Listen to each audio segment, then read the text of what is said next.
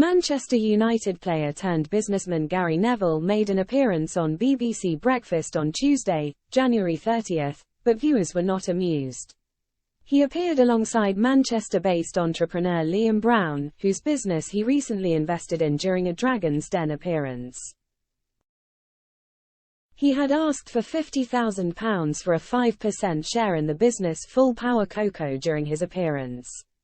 Gary split the investment with Dragons Stephen Bartlett and Peter Jones. "I always wanted to invest in a Manchester City fan that basically made hot chocolate," Gary joked while discussing working with Liam. The pair also brought samples of the product in a flask for presenters John Kay and Sally Nugent. Liam told them that, "The big thing with cacao, pronounced ca-cow, is to set your intention for the day from your heart center."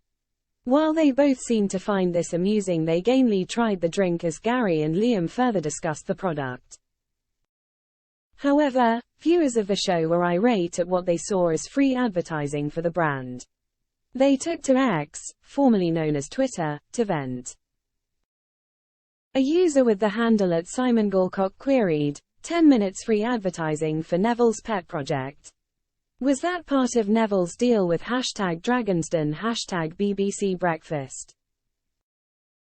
@List19 chimed in, "Nice bit of free advertising #BBC Breakfast." @DC7073 Bloss wrote, #BBC Breakfast B************** hell they're flogging this. @Jill_Wood asked, "How many times can you mention cacao? #BBC Breakfast. Talk about free advertising." @DC7073 Bloss laughed, #BBC Breakfast all this free advertising lol.